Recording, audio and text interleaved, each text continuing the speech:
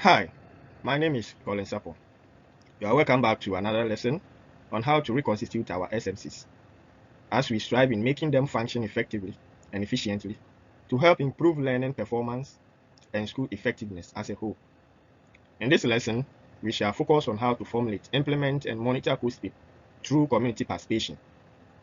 But before we move on, I believe your school management committee has been reconstituted in a democratic, transparent, and accountable manner, as stipulated in the guidelines of Ghana Accountability for Learning Outcome Project and the Project for Improving Learning Outcomes through community participation for sustainable school for all, compass, on school-based management.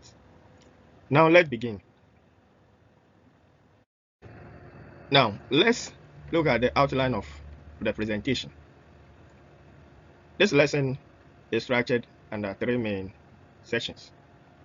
The first lesson will look at the introduction, which will help us to understand better or revise our knowledge on the strategies or the three factors needed to enhance our democratic, transparent, and accountable SMCs through community participation. Then on the second part, which is part one, we'll focus our attention on understanding the meaning of co-SPIP, the various actors who formulate and implement co-SPIP, and the rationale behind quality-oriented school performance improvement plan. Then we crown it all with the third part or third section, which is about participatory process for planning, implementation, and monitoring or evaluation of co-SPIP. There are 7 steps involved in this activity. Shall delve much into it. Let's move on to the next or the first section. Welcome back. Now, in this first section, we're going to look at and revise our knowledge on the strategies for building a well-functioning SMCs. You agree with me that in our previous lessons, we concluded that our existing SMCs were very weak. Thus, it was characterized by inability to share information to the community in which the school is situated. It was also unable to mobilize resources to support the schools. No planning, lack of transparency in the activities and projects initiatives towards school improvement.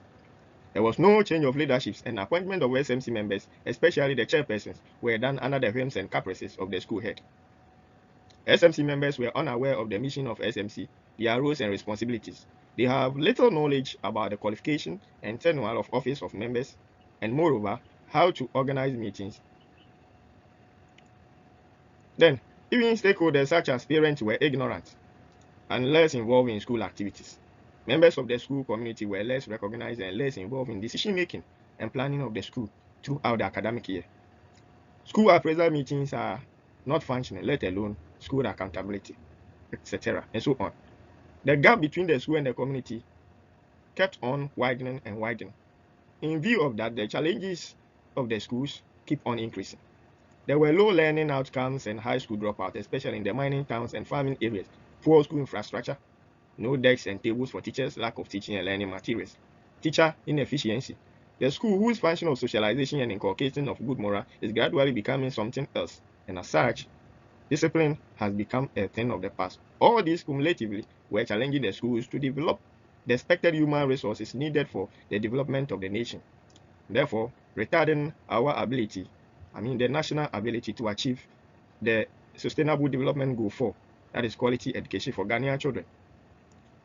In view of this development, because research and pilot projects have shown that by modifying the existing school system of government to allow community participation, it will help to ameliorate, if not all, most of these challenges will be eliminated and there will be improvement in learning outcomes. To achieve this, the new well-functioning SMC will be propelled by 3 main factors. The first strategy is to reconstitute the current SMC and allow community participation in especially who becomes their SMC chairperson, deputy chairperson, and financial secretary through a democratic, transparent, and accountable process. So it is believed that before the school can have a functioning SMC, we must have elected chairperson, deputy chairperson, and financial secretary through a democratic election.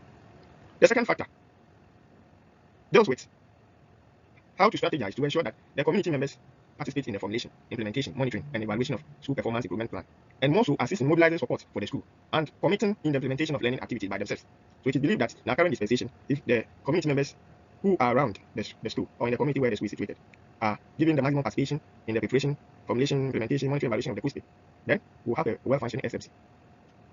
The last factor, which is the third factor, and the strategy, is by establishing a monitoring and support system called SMC Federation that will have oversight responsibilities on the activities of the various schools management committees within the district or in a zone within the district. The assurance is that the well-functioning SMCs will promote community participation, build the better relations between school and community, and improve access to quality education, and subsequently brings about positive impact on gender, especially gender disparity issues, health issues, issues with agriculture, and so on. So clearly speaking, if any school should have a democratic, transparent, and accountable SMC members who also allows the community to participate in the formulation, implementation, monitoring, and evaluation of school. And there is also a support and monitoring system to support the local SMCs or the various school SMCs. Then we'll have a well-functioning SMC who will help to promote community participation, build a better relation between the school and community. And issues with access and quality of education will be dealt with. There will be positive impacts on gender issues and health and agriculture and others. Once again, welcome back to part 1 of the lesson. After going through all these, it's expected that we'll be able to achieve the following objectives. 1. We should be able to identify the meaning of school sleep, identify the key actors responsible for planning, developing, checking, and actioning the school sleep process. We should also be able to identify the reasons behind the implementation of the school sleep. Now, let's have a closer look at the picture illustration. What are your observations? You would agree with me that the shooter's goal was to hit the center as a target. However, upon all the numerous attempts to complete the task, all efforts were not successful. The only arrow that hit was even far away from the center. What has accounted for the failure? Well, your guess is as good as mine. Similarly, every school has a mission, vision, and goals. And as such, if you fail to plan, well, you definitely plan to fail. Hence the need for coach sleep.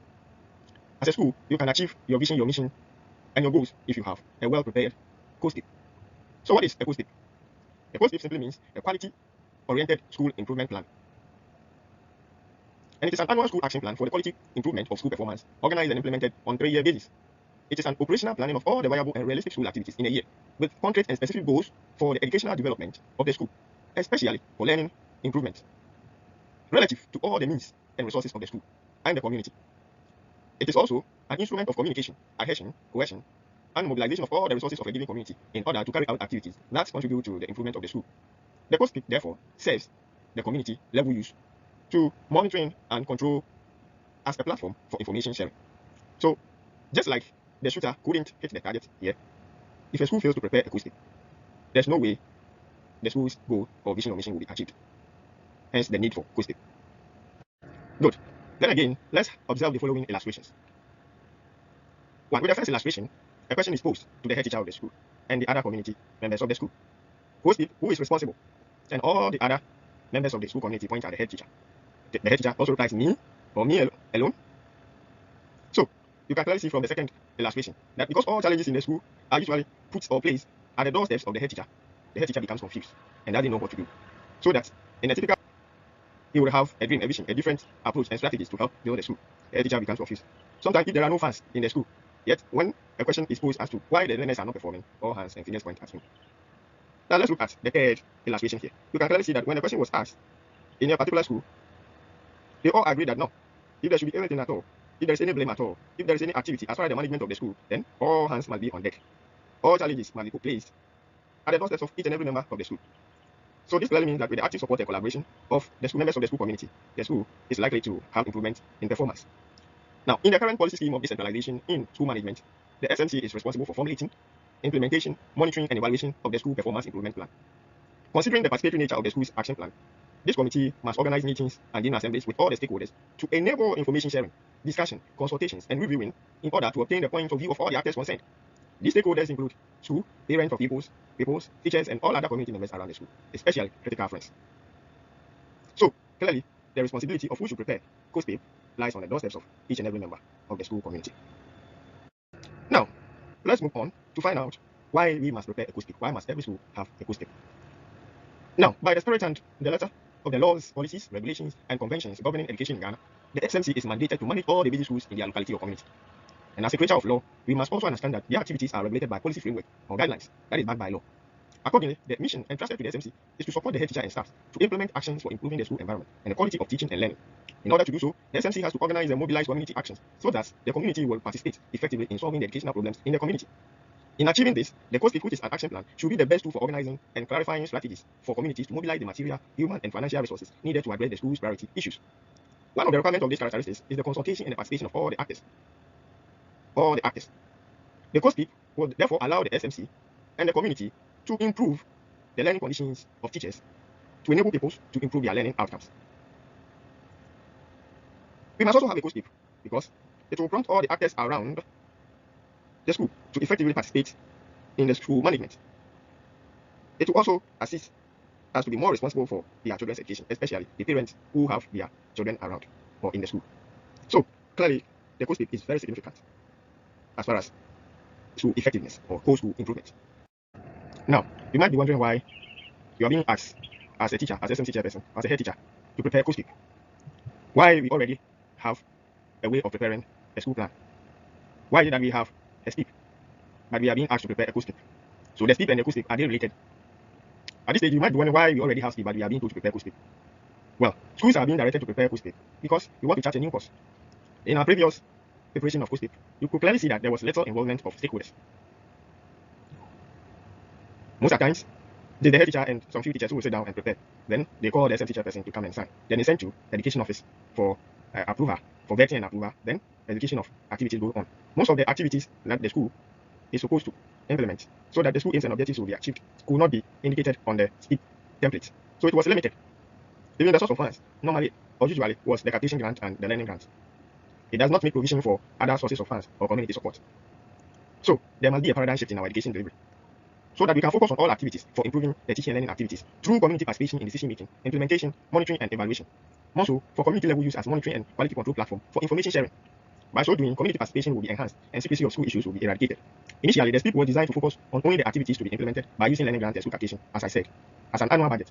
And there was no or minimal community involvement. So members of the community have over the years distanced themselves from helping the school to improve. Hence the new direction. In inference, the learning grant and the capitation grant are all part of the school funds. They are all subsets of the sources of funds on the COSPIP. The component of the SPIP is now a subset of the COSPIP.